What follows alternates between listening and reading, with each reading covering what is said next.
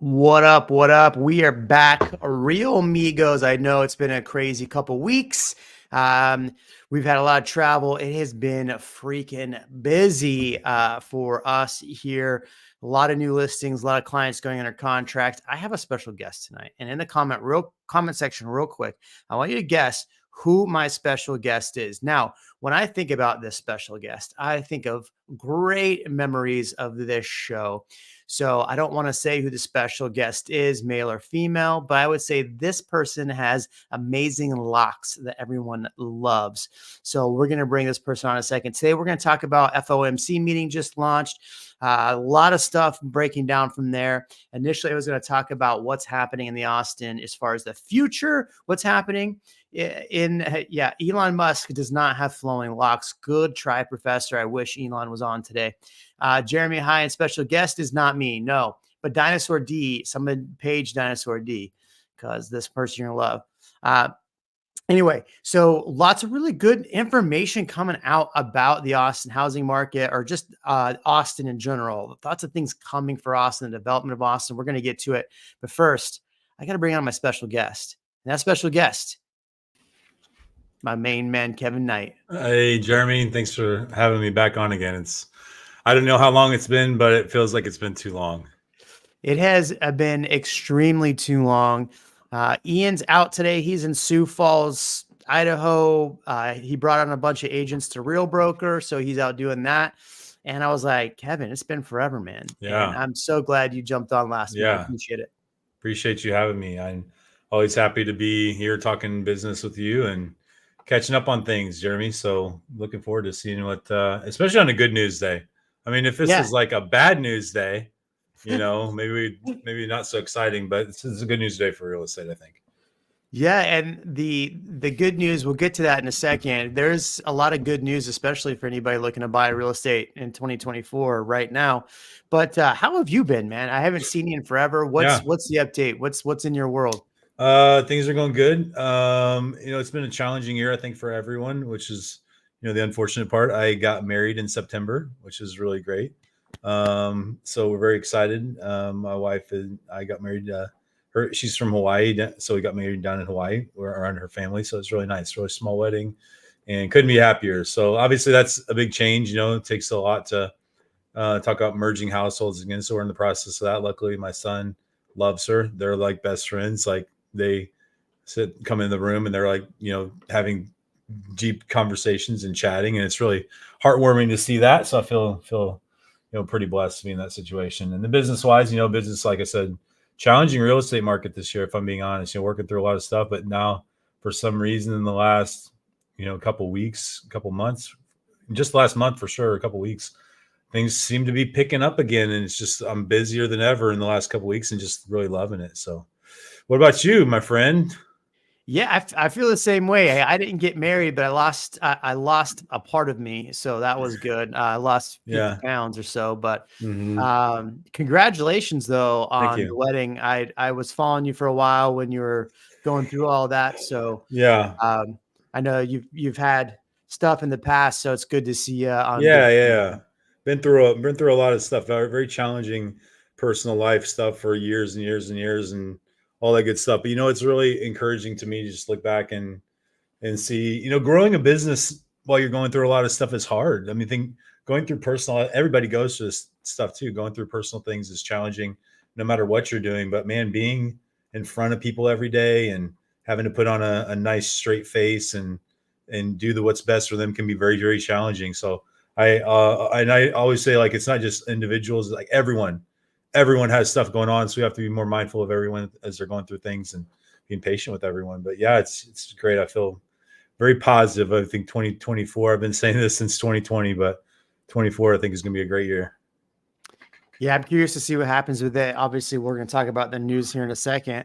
I agree though. It has been a tumultuous year, especially like in real estate. I feel like the latest round of interest rate drops, we were at over 8%.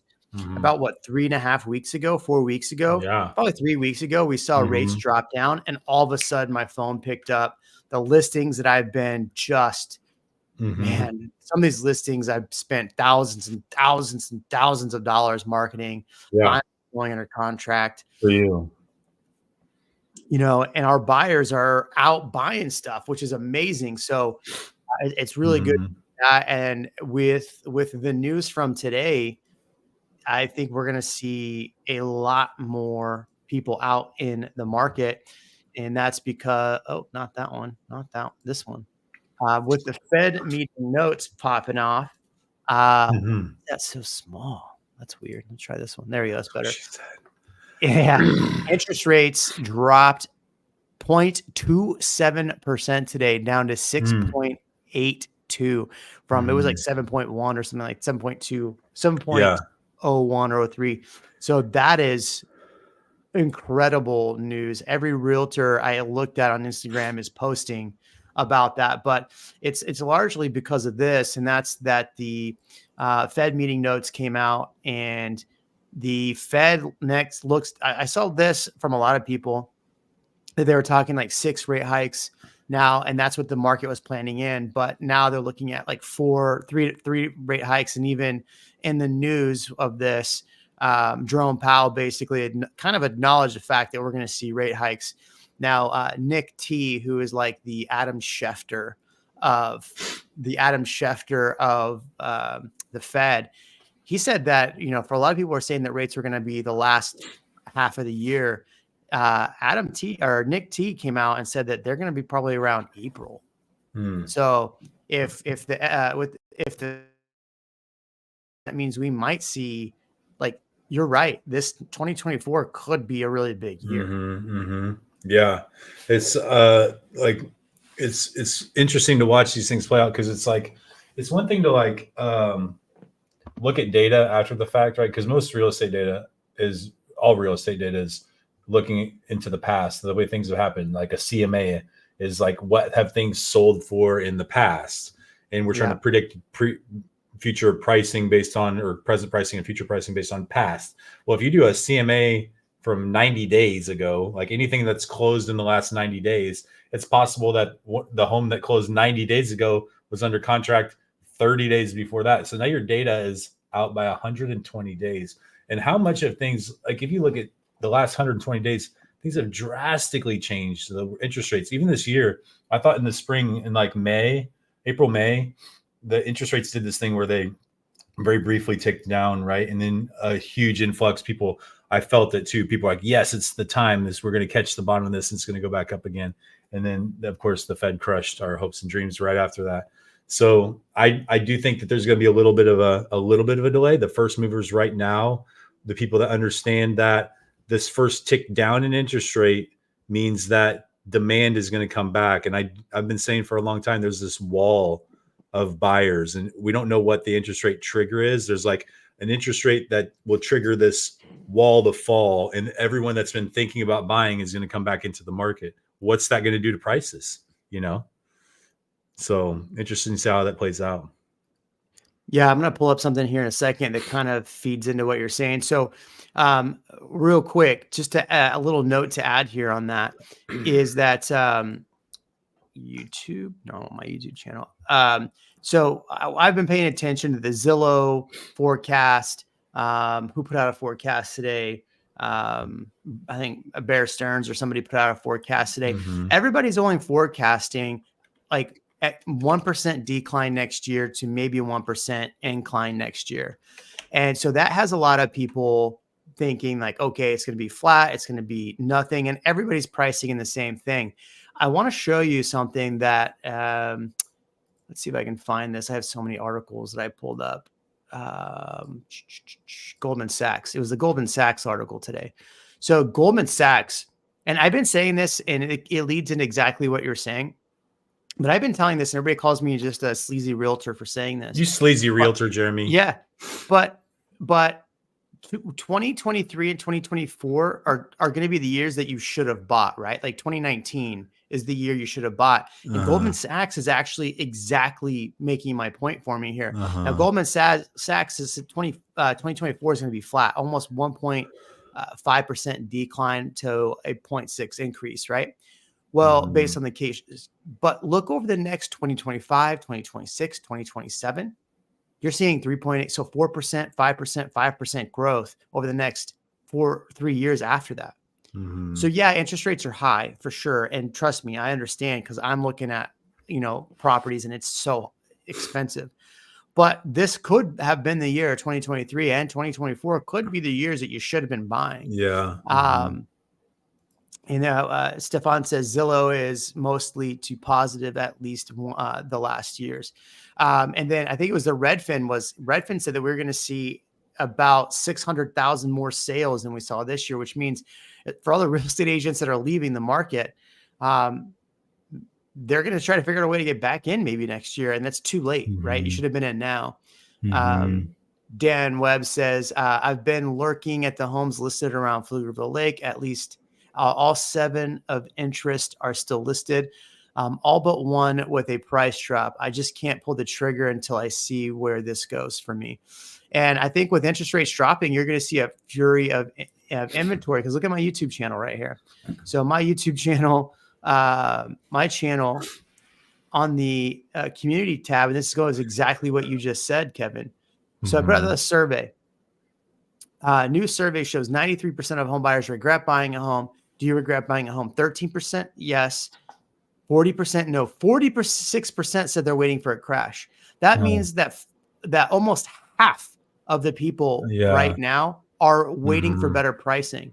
So there is a pent up demand in real estate. Oh, and by the way, got some nice listings. Oh, nice. What's that first one? That looks pretty. This one is in 78748, 708 Wales Way. We just dropped it 435. Nice. They just purchased it, unfortunately, and are getting reload. So we have to sell this, unfortunately. Sucks. Yeah. I've noticed quite a few lately like that. My Circle C is under contract right now. Oh, nice. Yeah. Thank God. Put my Circle C under contract. Yeah. Okay. What's the one I saw you have one coming up? Is it? It's listed now. Tracton Lane. Yeah. We just did some updates. So it's a pretty house. It's 4,000 square feet. It's a big house. You had that one a while ago, right? Is it the same one? So actually it's weird because I listed that house and it needed a lot of work, listed the house. And the guy that owner financed it actually bought it back from the guy that bought it via owner finance. Oh, wow. And then immediately it's like, hey, if you want to get the best out of this, we need to do some repairs. And so he was I love working with sellers like that, really responsive. It's like, what do I need to do? Collaborative, did the work, and we're back on the market, and the house looks really, really great. So it's an awesome property. But, Circle C has had a lot of demand. So I got a lot of agents like, hey, I got people looking in this area still. It's just such a great overall neighborhood. I don't think that's going to go away for a long time. So yeah, what's interesting is the property I have in Gray Rock Ridge is Circle C. Man, people have passed on that thing. A lot of people don't want to be that, like they want to be in Circle C, but they don't want to be out there. Yeah. So interesting. There's a question on here. So I want to get to the Austin stuff and the market stuff. Yeah. Obviously the Fed news that they're most likely going to potentially see some rate cuts. There's a lot of interesting things in there. Obviously, they're hoping and praying for a soft landing, so they're not going to raise rates again. I mean, what do you think is going to happen with that before we get into the Austin stuff? Well, I mean, I don't know that we need the Fed to agree to lower the rates yet. Like if they're going to cut the rates, great. I don't know that it's going to affect it much because I think the market's naturally going to set in, even if rates stayed the same where they are right now. I think we're kind of at the cusp of compelling. So, anything lower than this, I think is just a bonus. But what I would say is, and this is another question. I'll keep talking about that. But what I would ask Dan, for example, specifically, is he said he's waiting to see where this goes. And most people are saying they're waiting to, or Dan Webb, excuse me, but they're waiting to see what happens. Like you said, the data, 50% of the people said that they're waiting for a crash. Like, what does that even mean? Are you expecting some grand event? Because it doesn't look like there's going to be some grand event anymore. In fact, if you ask me, the crash has been happening in pricing here in the last 3 to 5 months. I mean, I've seen prices on easily, like listed a home back in the spring, easily said this house is worth $850 comps easily. And that house now today, I think if you were to look, would probably be like $675.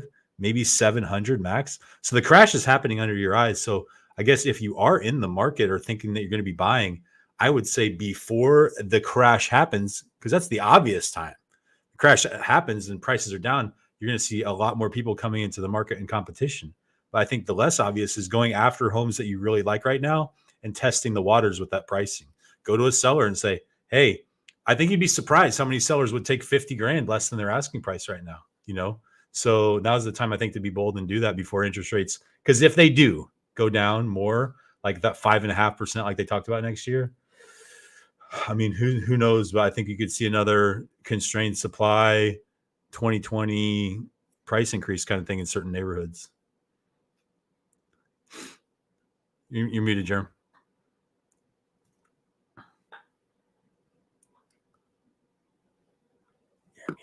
There we go. Let me unmute myself. Let me make sure. Sometimes this thing like cuts on. It picked up your other microphone too, I think. Maybe that's what happened. Yeah. Okay. I can keep talking though. AirPod. There we go. Is that there you go? There. Yeah. Right, cool. I don't know why it does that. All good. Yeah. So the inventory right now, like somebody was asking about inventory. We were almost cresting 13,000 units. We're down below 11,000 right now, but that means that going into next year, we're going to be even more inventory, right? Because last year, remember back in like 22, we were looking at 22 going, God, there's only 2,000 homes on the market. Yeah, crazy. And then inventory raced up towards May and then prices dropped. I think we're going to see a lot more inventory beginning of the year. So you're going to see a lot of sellers finally, when rates are dropping, you're going to see more sellers hitting the market. And in the comments, I mean, you are hitting the nail on the head. So Stefan says, according to LinkedIn workforce report, immigration to Austin is very low. He also saying that this will change inventory. I mean, I have people right now getting ready to list their home that are headed back to California. I've got quite a few, actually. I've got 3 right now that are headed back to California. A lot of them are because work from home's over. Some people are not happy with the politics in Austin or sorry, Texas, not really Austin. So, I mean, I'm hearing it across the board, but Dan says Redfin's data implies Austin is actually losing population now, which is interesting because this report that I was going to reference here. Now, these are for 2022 numbers. Austin is heavily on the fastest growing metropolitan, right? We were number 1 in 2022. Now that's definitely not 2023. It's going to take a year to get that data, but we were number 1. That's why prices went so high. And then look, Georgetown, Kyle, Leander, seeing the bulk of the growth. I would argue though, so that data can be like all data is very misleading. And so however you frame the data in your narrative, I think that makes the difference. I think all major population centers have seen a decrease because 2 reasons. Most people that bought don't want out of their mortgage, so they're not actually selling at the same pace. So that's kind of an anomaly. You wouldn't get normal data because for a while, at least, most people don't want to sell their home because they want to buy at a new rate. But I think there is a lot of people, generally speaking, when the prices do get to a certain level, that they do start having to make decisions like I have to go. I've always made fun of this by saying it, but I have to go to Charlotte. You know, I have to go to Pittsburgh. Pittsburgh's probably not a great example, but like I have to go to Dayton, Ohio, these mid-tier, Little Rock, these cities that like they still have good offering, but the cost of living definitely is lower. There's less to do, but I think people are just maybe embracing a less to do lifestyle now. Like going out is so expensive. I see this constantly on TikTok videos where people are like, people ask me what I'm doing on the weekend. I'm not doing anything. Just to leave the house now costs me $100. I have to go out to eat to dinner, and then that's going to be $50 or $80 if I get drinks. And if we get dessert, it's another $20. So I think a lot of people are wanting to stay inside. And if they figure I'm going to stay inside, why not go to a lower cost of living place like Charlotte or some of these other places and really enjoy that? But also like everything is like, it's like cyclical. It has to go up and it has to go down again. This is very obvious. Like everything increased. The bubble of life happened in 2021 and 22. Everything was in a bubble. Resale, sneakers were in a bubble. Real estate was in a bubble. Crypto was in a bubble. You know, Austin was essentially in a bubble itself. You can't grow at that pace every day for all of eternity. But the moment that it ticks down, I don't think that's a reason to say like everyone's leaving Austin. Nobody's going to be here anymore. I think it's a natural progression of like just flushing it out a little bit and then getting back to a normal again.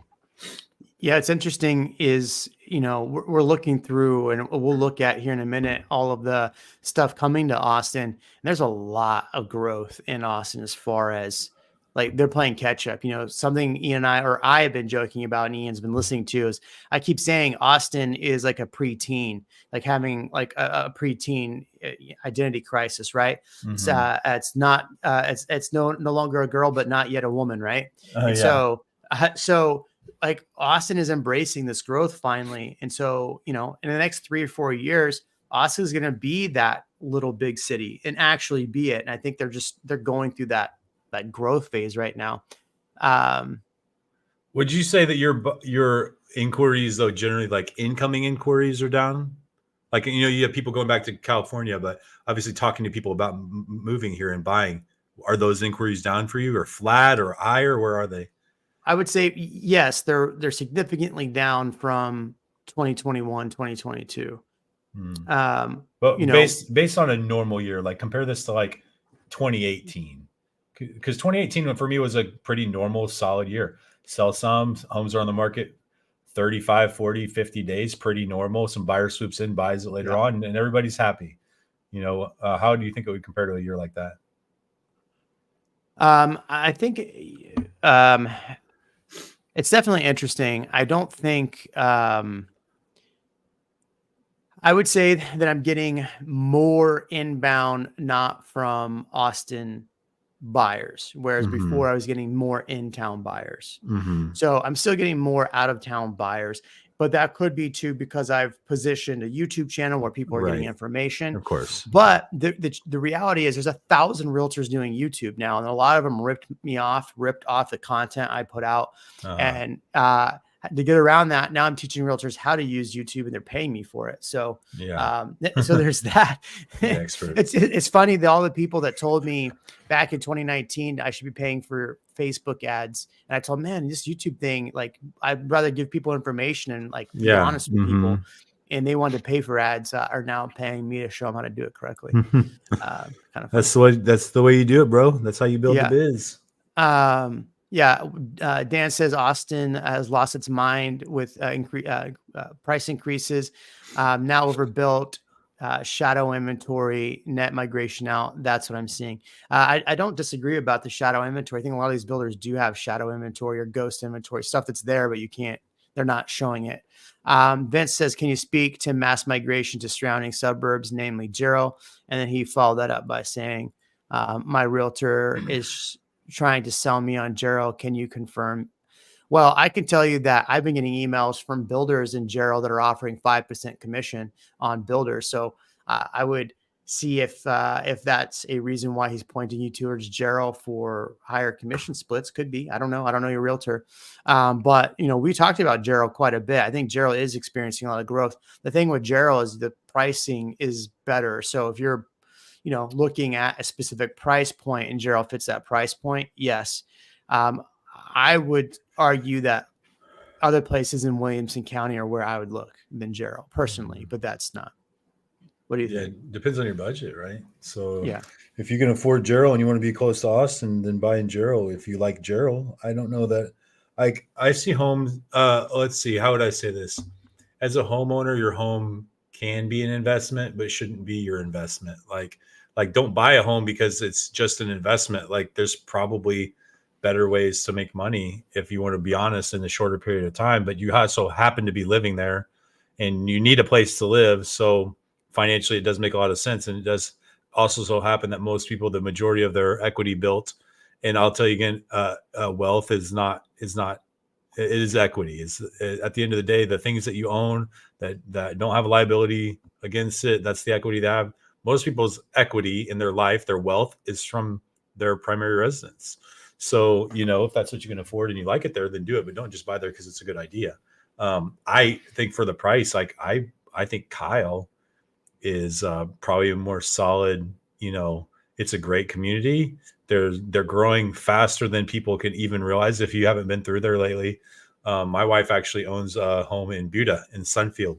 And it's actually a great community. It's not like as close to town as I particularly would like for a lot of my driving, but I love it over there. It's peaceful, it's fun, and we go down to Kyle all the time because they have like brand new restaurants. Via 313 just built a restaurant in Kyle. Like there's just a lot happening there. So, again, I think this data can be misleading because people are moving to Austin area, but then they might choose Kyle or Gerald, and they might not include that in all the data. But I do also see some people going to San Antonio because Austin's just not their vibe either. And listen, I'm not offended. Like, if you don't want to live in Austin, I'm not like saying you're wrong. It's not the right place for everyone. You know what I mean? But I mean, I've seen. So I literally just went to Z Tejas and Kyle? this weekend. Nice. I hadn't been to Z Tejas in forever. They keep closing them down. So I thought it was great. It was the first time we'd been down to Kyle in that area to have dinner, lunch. But it's so much different now, isn't it, than it was a year ago even. Well, especially that Costco where they put Costco in. Yeah, I was like, Costco what? I mean, we do business down there, but a lot of the stuff I take the back way. I don't take 35. So I was like, what the heck is this? I mean, I cross through there, but don't go down 35. So, but yeah, no, I agree. Like, I think Gerald's in a decent spot because of the Samsung plant. Right. If you're looking, it depends. Like it depends on where you're trying to be in Austin too. If you're trying to be work from home, I feel like there's more to do in Georgetown. Georgetown's prices have stayed relatively better. There's more to do even like closer to Liberty Hill. There's more to do in Leander from Liberty Hill. I just feel like Gerald is kind of out on its own island, but and tax rates are a little higher too. Right. Yeah. Oh geez. I need to do a video on the tax plan or tax bill that came out. Some of my properties came down in taxes. Some of them didn't go up as much. I haven't really found anybody that said like, oh, I saved a ton of money. In fact, the house we just sold went up. The taxes on the house we just sold are so high now. I'm like, really? I'm so glad we left. Yeah. The one you just sold. The one we just sold. The one you were living in. Yeah. Yeah. I miss that house. I love that house, but it is what it is. Yeah. But you like the new digs, right? Yeah, I mean, I like Dripping Springs. I don't really like my house. I don't like the floor plan. I wish I would have built, and I would have picked a better floor plan, one that suited me more. Yeah, one of the things at the end of the day, like I've realized, like it's taught me a lot about it. Is I think, in the grand scheme of things, like it's hard to know. But there's so many options as far as like location and home style and price and all these other things. I think some of the things is just like.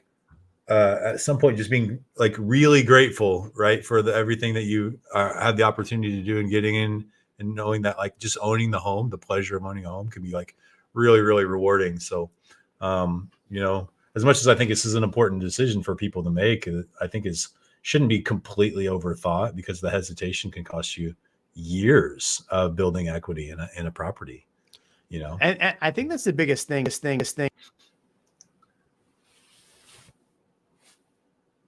You're muted.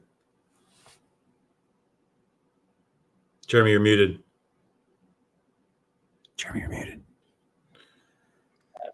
There we go. So people have there's a chart that actually shows this, that people have gained more wealth through owning real estate than anything else. And over a 30 time frame, they gain more wealth. Yeah. And so you're 100% right. Sorry, my thing keeps cutting out. Kevin, it's great to see you. You too, Aaron. I'll talk about the FOMC. We briefly talked about it. Aaron, I want to hear your 2 cents on the FOMC. We started off talking about the interest rates are down considerably. And the other thing is I'm watching the 30-year fixed right now as we speak. It's on my, so 30-year fixed, or not 30-year, but the 10-year treasury is dropped again today, or still dropping right now, going back and forth. So I imagine we're going to see interest rates come down a little bit more. How much more, I don't know. Right now, they are pegged at. See, this for me is actually most exciting for like commercial. Yeah, can you imagine if they were back down at 6.2? I mean, I would love this, but with the treasury rates being so high, it actually forces institutional and commercial money out of these other traditional commercial investments, because the cap rates that they were selling these at were only like 3, 4, 5. Why would you buy an industrial office or like an office complex or a strip mall at 4 cap when you can give it to the treasury and get 5 3/4, or 5.5 or whatever? So I actually prefer to see this rate come down, because then institutional money and commercial real estate, I think, stands to benefit a little bit on that. So bring it down, baby. Yeah, I'd like to see it come down a hell of a lot more. Trying to get my audio, dude. I don't know why it keeps doing this. Drives me nuts. Oh, you need to get some ear cans like I have. Give me some what? Some headphones like this, big ones. No, I used to plug them in. I started getting the AirPods, and AirPods suck, man. Yeah, okay. AirPods suck. I don't like them. Yeah, they suck. All right, so let's talk about one thing. So, let's see. I closed on Monday, so this is a Christmas present for me. Congratulations to Ian on his closing. Ian worked with Aaron there, so congratulations. That's awesome.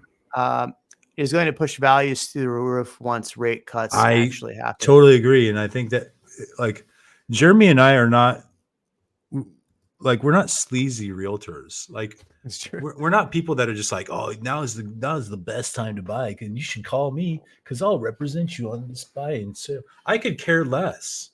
You know what I mean? Like, if I'm talking to 100 people, like, maybe one of those people is actually going to do business with me. So I don't really have much to benefit by telling people, hey, now's the time to buy. What I'm doing is trying to let you know that, like, based on the experience that we have in this market and in real estate in general, and watching this, because what you see is data. What we see is every single day, we list a home for a price and it gets a certain amount of activity, or it doesn't get a certain amount of activity. That tells us the pulse of the market. Right? So we have the pulse of the market. And I'm telling you, like, if we're telling you, be aggressive, if you're going to buy in the next 6 months, I think it's time to start talking to your lender about pre-approval.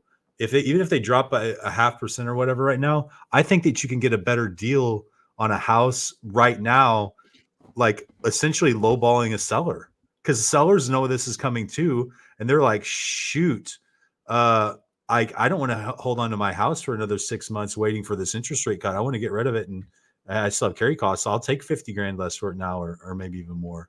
So for the bold, if you're going to be buying, I think going into the market, seeing what's available, being bold, going to those sellers and saying, hey, I want to get you out of this investment. You might be getting a price, better than you could even have dreamed of by being bold with those things. So don't wait. Yeah, what's interesting is one thing I'm seeing, and I feel like I get a lot of problems that come my way, but I am seeing more people who bought in the height of the market now trying to sell, and there is only so much they can reduce. And I'm also seeing some sellers who are just being very picky about, not picky, but they're being very stern on their price. Like, this is as much as I'm coming down.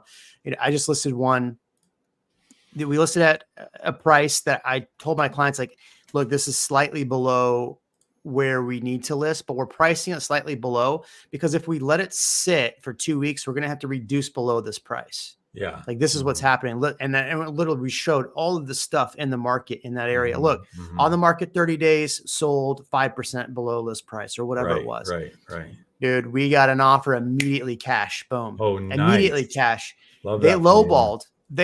And we said, look, we priced this thing. Look, here's the comps. We priced this thing correctly. You either give us list price or we're going to continue to, and they literally came, okay. You got us. We'll take it. So right. I mean, that's what I love seeing, like some of these folks did the same thing on some houses that we were looking at as well for some clients, because we just closed on one, or not closed, but we're through option and everything. And at the end of the day, we wrote a lot of offers, but I knew where the data was. We were looking at houses that were still using antiquated pricing. They were using pricing that maybe their realtor told them back in February or March. And when it came time to list, they're like, okay, let's list for this price. It's like, well, that's not the price anymore. And I'm looking at all the data. I'm like, hey, this is where this data is. And we would write an offer for that price. And we'd have sellers that are just like, no, we're going to hold off for a full price offer. I was like, oh my goodness. Overpriced listings too. I'm not talking appropriately priced, Because if it was appropriate price, those are the ones that are selling anyway. But we Yeah. had the best luck with going to somebody that was a reasonable seller and saying, hey, this is where things are selling right now. So if you're willing to do this price, we'd love to work with you. And they understood, and they were able to work with us on that. So You know what I saw recently too was that is this not charging? There we go. No, it's charging. So I had a client that we were writing low offers on everything. Like we were writing really low. Like my client had a specific plan. Obviously he was trying to be cash at a certain point. And we would put in offers to people like, no, kick rocks. And I mean, granted, we were far off, but then I'd turn around and those properties would go under contract. So some of the stuff that was sitting was starting to really like pick up in price and pricing. Stephon says, yeah, I see the same in my area. Some stick to a high price, all no sales, only reasonable ones go. Yeah, I agree. Well, I think it's condition actually is the biggest driver right now. Yeah. I see condition more of a driver than anything. Is like, very, very much lower tolerance from people about looking at a home that's not really well prepared for the market and saying like, wait, I don't even want to pay market value for this because it's not the quality that I really want on resale, at least, Yeah. Dan says, and this is a really good point, if the Fed is cutting rates, the market is weakening and the Fed always responds too late. And then there is a policy lag. I mean, the Fed took forever to raise rates. And that's why we saw, partly this hyperinflation, even though people don't want to use the word hyperinflation. So, and they are going to cut too late. They can't catch this whole idea of a soft landing. I mean, that's why they're already kind of talking earlier rate hikes, or they even are now memorizing the word rate cuts, not hikes, rate cuts, because they want the soft landing. And let's be honest, like one of the things that was pretty interesting that this timeline, it says Fed won't take 2024 election into consideration into calls on rates. Yeah, they will. Yeah, they will. They already are. They understand. They already are. They understand how this is going. I swear to you, it is hysterical to turn on the news. Every news agency has somebody on talking about how, everybody thinks the market's not great right now and it's bad and it's all this, but it's wonderful. Even like the morning show today or the Good Morning America, whatever's on the morning. I swear to you, I turn to my wife and I'm like, do you hear this? Trying to tell people that, hey, we're not pissing on your foot. It's rain. Like, this is exactly like, come on. People like are aware of what's going on and you're trying to happy talk, like whistle past the graveyard on what's happening in the market or what has happened. And you're like, oh, It's not that bad. People just need to understand that bacon needs to be $19 a pound now. Like, what the heck? Crazy. Yeah. Anyway. Well, this is like, I pay attention to this because it does affect us. And I watch a lot of TikTok because there's like relevant and instantaneous information on there as far as like people's thoughts on the way things are moving. And one of the guys, a financial guy, was saying, if you wanted to live the same lifestyle that your parents or whatever you did, or I don't know how old you are, or grandparents lived in like 1983 when they made $30,000 today, based on, and it's not just straight inflation, it's like the cost of goods, the sector's increasing. You'd have to make $165,000 a year in order to have the same lifestyle that your parents had in 1982 or 83 when they were making $30,000 a year. So, and even having said that, the median home price in the country, I believe, I don't know the exact number, but I think in order to buy the median home, the household income now has to be $129,000 a year. So yeah, think like, I don't know how this will play itself out, but the reality is cost of goods is out of control. They're probably not going to come down significantly in pricing.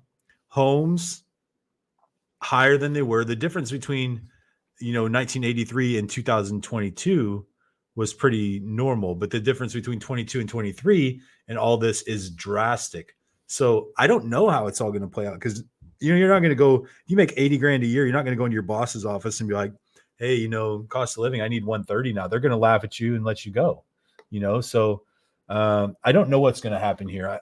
I feel like the market will stay bolstered enough, and people will just start cutting back on more places. But I mean, that's the question: how far can people cut back if their normal food and goods and services are so expensive? You know, how are they still going to afford homes? And I guess the answer to that potentially is we're finally going to see the bump in the leasing and rental market that we thought we were going to see before. Because oddly enough, that market also took a massive hit this year. Like in Austin, lease prices are down significantly. Like you can't make investments work with how low the lease prices are. But I do think when this sets in and people having to afford a normal house at $130K a year and they don't make that, they're gonna have to lease. They have to have a place to live, and that's where these the lease market I think is gonna get bumped up a bit.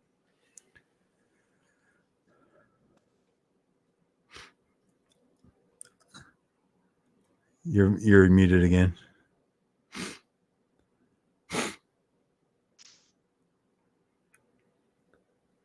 Keeps cutting in and out, so sorry about that. No, you're right. I don't know if it's my computer or not, but it says, well, the middle class is disappearing surprisingly. Yeah, well, of course, yeah, we know that. Well, I'll be renting from Amazon, yeah, or BlackRock. We'll be renting from BlackRock. So one thing I want to talk about, though, in Austin is this 6th Street development. Have you seen this coming in? Or anything about this? Yeah, I've heard about it previously. I haven't seen anything on it in a little while, though. They announced some of it about 6 months ago, I think, but passed for final approval. So they're going to revitalize nice. 6th Street towards it says according to this new building will face. So this is going to be on West Side where Ziteas used to be, which is unfortunate. I love that place. I wish they would come back, but they wanted that building. But there's going to be a lot of revitalization in 6th Street. So we're probably not going to see like this dirty 6th anymore, because a lot of the buildings that are owned by this conglomerate are coming in and they're going to redo them. Do you think that's going to be a good? I mean, this whole college town is kind of going away. Well, so I know that there's multiple separate projects, right? This is the west. This is the far west, right? So the far west 6th, like where Clark's Oyster Bar and all that stuff is.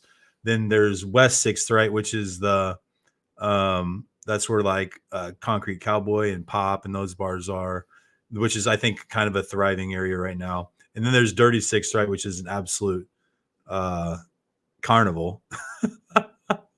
That's crazy too. Like I was there, my wife and I went to eat, and we just happened to walk through there the other night. I kid you not, it doesn't happen very often, but this guy walked right behind me, like 2 steps behind me, like in a very creepy way. I'm not usually very like worried about it, but in that case, I was a little sussed out. It's like, what does this guy want from me? Anyways, so for me, like revitalizing that whole area, I don't think is a bad thing at all, but I don't think it keeps the college kids from drinking. I think they'll just find another place. And, Rainey, I think is not going to be that place anymore. I think Rainey is going to be the revitalized higher end boutique, restaurants at some point in bars. I think East 6th is becoming that place right now. And also East Cesar Chavez, which I think are really kind of cool, clean districts for having a good time. Lost you again. There you go. Oh, you're good. I cannot tell you how much I love East 6th now. Like Yeah. I've been going over there, like it reminds me of what Austin used to be, a lot more of the food trucks and a lot of unique restaurants. There's a guy on Instagram that is like going through and he's eating all the food and puts it on Instagram, and he probably puts it on TikTok and stuff too. He's a curly haired guy. That's all I can tell you about him. But he put some stuff on there that is, I'm like, damn, I want to go over there and check that out. A lot of it's on the east side. There's a new burger joint over there. Not sure burger or something. Average burger. I want to go try that place. Definitely want to try that out. We have you talked much about or know much about excuse me, that whole South Man Shack, where Armadillo Den is, where they're doing the $280 million project down there? But dude, I've been so busy. It's tough because I want to create so much content, but I'm so busy. Like we're growing our team, we're trying to film content, put people on a contract. But yeah, so my favorite coffee place is going to put in. So right there. So where you're talking about on South Manchac, I bought rental properties. I've been telling people to buy rental properties there, and people aren't listening to me. I keep saying this is where you should be buying. People don't listen. All a sleazy ass realtor, dude. So they have the Armadillo Den down there. They have Luster Pearl down there, South Austin Beer Garden, and now they're putting in that complex. Oh, the Hive. The Hive used to not be as cool as it is. The Hive. There's so many other places. We actually did a bar crawl the other night. A bunch of guys from our neighborhood. I didn't drink. Obviously, I quit drinking. So we walked through there, and I was surprised. But yeah, Cosmic Coffee it announced that they're building a location in that. I mean, I may be a bit partial because I currently live near there, but that whole like South Manchac and even Manchac as a township, I've become a little bit enamored by because it's just kind of a fun little vibe. Plus, the tax rate is so low over there. The tax rate is 1.63 in Manchac if you're in Manchac Township. Really awesome rental down there, and I've been telling people to buy down there. People don't listen to me. So in fact, I have somebody right now that keeps telling me they want to sell it. I'm like, no, hang on to it. Hang on to it. Yeah. I'm trying to find the article about it. Let me see if I just put in Cosmic if they'll pull it up. I did just sign an agreement today for some land for sale in off Slaughter, east of 35.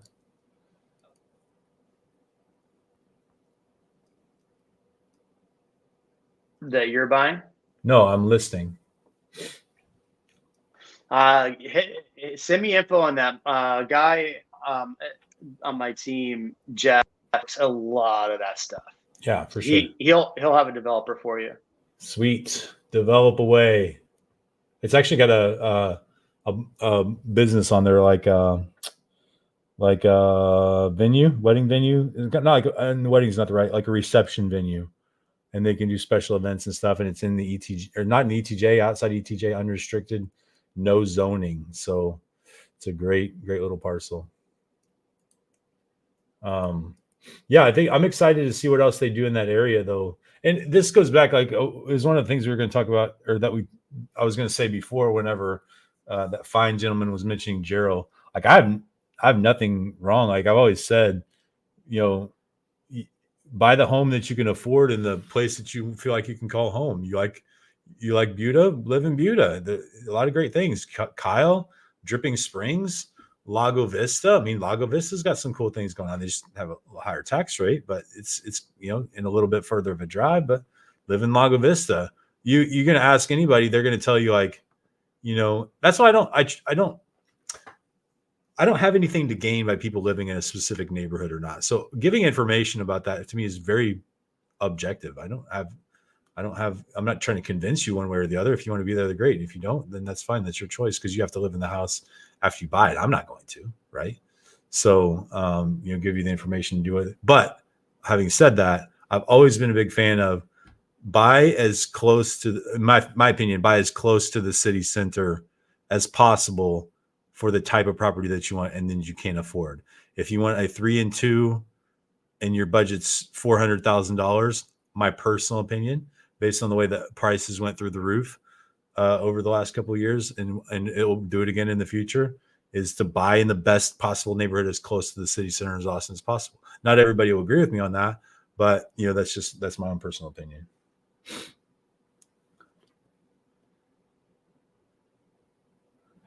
It's tough. Is like I started understanding more what you were saying because we joined a members only club downtown, the Driftwood, right? And so we joined this, and we've been going down there a lot. And dude, I'm telling you, like, for somebody who hated downtown Austin for a long time, myself, I started really falling back in love with downtown Austin. Now, again, there's still, a homeless issue. It's a lot better than what it was. I wanted to bring this up, so I agree with you. Is kind of where I was going with that, but yeah. I thought I was showing this, but I was looking at it off the side. So this is the area you're talking about. So South Manchac. So here's downtown, right? Obviously, this area is south. Manchac Road, there's really nothing, or Menchaca Road, there's nothing really here unless, oh, have you ever been to Cathedral of Junk? I'm going off topic, sorry. No, I remember your video though. One of So your first here's YouTube videos was there, wasn't it? when I changed my content style. Yeah, it was one of the first. Yeah. But this area down here, so you have Luster Pearl, the high, awesome South Austin Beer Garden. There's just like a lot of like open air like bars and restaurants out here now. Moon Tower is one of them. But this project they're putting right here, so they have a South Austin Beer Garden right here. Not South Austin, Cosmic Coffee right here. So you have all these like, and these are all walkable, right? You can walk just right down the road on these. Just don't walk into traffic. That used to be. That used to be Indian Roller. That property. Over here, this place is really cool over here too. There's a Lulu's. There you go, Mexican restaurant there. The mechanic, in Luster Pearl, which I actually like Luster Pearl, that area in the bar is really cool. But a little plug for the coffee truck there, Praxis Coffee. Man, they have some really good coffee. They got a sweater weather latte right now that is just, you think you like pumpkin spice, you got to learn yourself about the sweater weather latte. It sounded really dumb. Comments too. They're going off on the landlords. So Stefan says my landlord tried. There was what was before that? Raise my home rent here in Avery. Should buy a house, man. What landlords are trying to raise rent right now? That's not happening, and he relented. Yeah. Called the triangle here. So my landlord tried to keep the price. I refused and will move out. Even with moving costs, renting at a new place is much cheaper. Interesting, Stefan. Not to pay rent on the house you own, I guess. So for rent increase, at least from what I've seen, I don't like what you're all saying is exactly what I've been seeing. Rental rates have been coming down. In fact, I've been these sellers that are saying, hey, let me put on the market to rent. I have one that rented last year for $3,600, and now we're renting it for $3,300. Yeah. Moving is a PITA and cost money. Most of the time, you are better off paying the higher rent. Aaron's smart, man. Pods are running deals. There you go. Yeah, I've had no problem increasing rent on my tenants. Don't price gouge though. You know, if you're moving up $100 or so, it's probably not that bad when you're doing big ones. But I mean, look, taxes were supposed to go up a lot this year, and of course they didn't, which is good. Stefan, it's not my case. The market price is nearly $200 lower than what I offered after 4 years in a 1-bedroom apartment. Going to a 2-bedroom is also okay. Yep, moving on up. The apartment next door is $200. Let's see what else we got.